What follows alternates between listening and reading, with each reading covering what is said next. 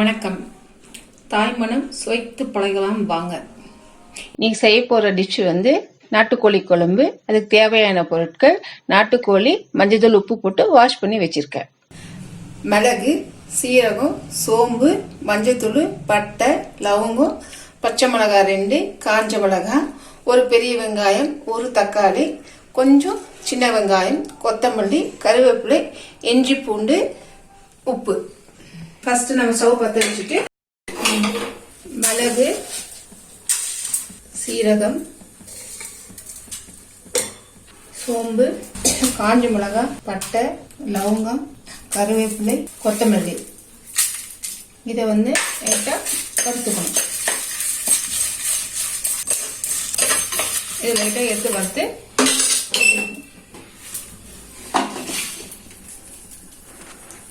அதுக்கப்புறம் வெங்காயம், பூண்டு, இஞ்சி, ஆயில் விட்டு வறுக்கணும். இதில் 1 kg சிக்கனுக்கு 1 தக்காளி போதுமானது. 2 தக்காளி ஆட் பண்ணும்போது புளிப்பு தன்மை வந்ததுதான் நான் எப்போதுமே 1 தக்காளி தான் ஆட் பண்ணுவேன். இப்போ வெங்காயம் வதங்கிச்சு. இதை எடுத்து தனியாக வச்சுக்கலாம். மிக்சியில் போட்டு எடுத்து வச்சுக்கலாம்.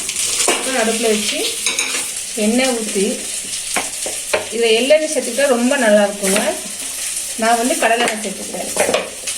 எண்ணெய் காஞ்சதும் வெங்காயம் போடுறோம். வெங்காயம் ரொம்ப வதங்கணும் அவசியம் இல்லை. இன்னும் ஒரு வடுபட்டா போதும். அதில் 2 பச்சை மிளகாய் ஆட் பண்ணுறேன். வெங்காயத்து கூட கொஞ்சம் மஞ்சத்தூள். லைட்டாக வதங்கினோடனே சிக்கனை ஆட் பண்ணுறோம்.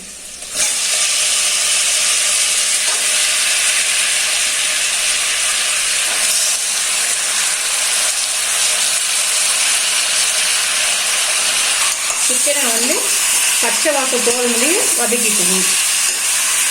இந்த மெத்தடில் செய்யும்போது சிக்கன் சாப்பிட்றதுக்கும் நல்லாயிருக்கும், பச்சை வாசமும் வராது.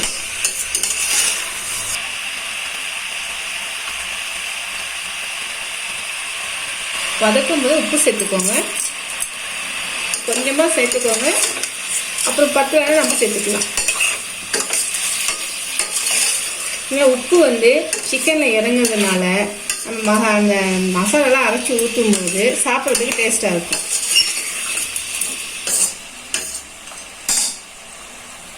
பச்சை வாசம் போனே வதங்கிடுச்சு. இப்போ தண்ணி ஊற்றி ஒரு விசில் விட போகிறோம்.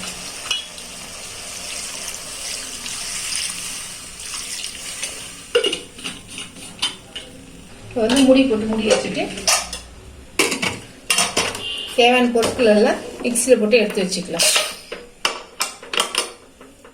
மிளகு, சீரகம்லாம் ஃபர்ஸ்ட் இதை ஃபர்ஸ்ட் பொடி பண்ணிக்கிறோம்.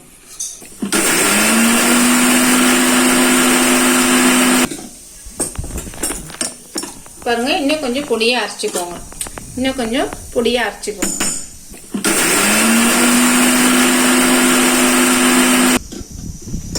போதும். நான் இது கூடயே வெங்காயம், வெள்ளைப்பூண்டு, இஞ்சி எல்லாம் போட்டு அரைக்க போறேன்.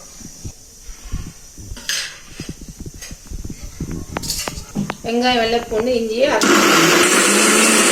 கொஞ்சம் தண்ணி சேர்த்து அரைச்சிக்கலாம். தக்காளியை ஆட் பண்ணிக்கோங்க. அரைக்கும் போது மிக்ஸி அரைச்சி எடுத்து வச்சுக்கோங்க. விசில் ஆறின உடனே அதில் நம்ம சேர்த்துக்கலாம். ஒரு விசில் வந்த உடனே குக்கரை ஆஃப் பண்ணிடுங்க. எடுத்துட்டு பாருங்க, வெந்துருச்சு. நம்ம அரைச்சி வச்சிருக்கிற மசாலா இதில் சேர்த்துக்கலாம். ஸ்டவ்வை பற்ற வச்சுக்கலாம். கிளறி விட்டுக்கோங்க. நல்லா சிக்கன் வதக்கும் போது கொஞ்சமாக உப்பு போட்டதுனால இன்னும் கொஞ்சமாக சாப்பிட்டு பார்த்துட்டு நீங்கள் டேஸ்ட்டுக்கு தகுந்த மாதிரி போட்டுக்கோங்க.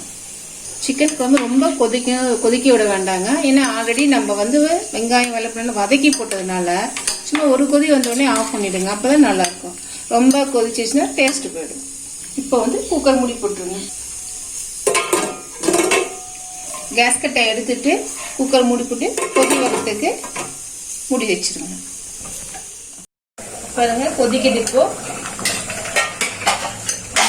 நல்ல மணமா இருக்கு. பாருங்க, நல்ல மணமா இருக்கு. இந்த ஸ்டேஜ் வந்த உடனே ஸ்டவ் ஆஃப் பண்ணிட்டு கொத்தமல்லி தழை போட்டுருங்க.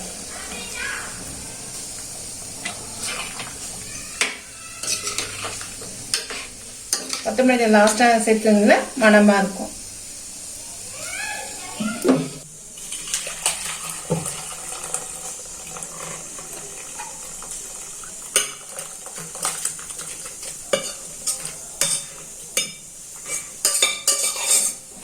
வேற பாத்திரத்தில் மாத்திட்டோம். சுவையான நாட்டுக்கோழி குழம்பு தயார்.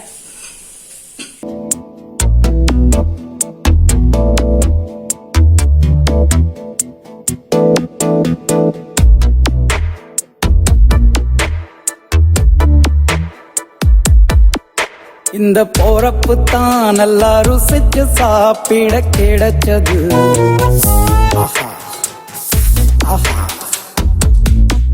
அத நினைச்சுத்தான் மனோ உலகம் முழுவதும் பறக்குது.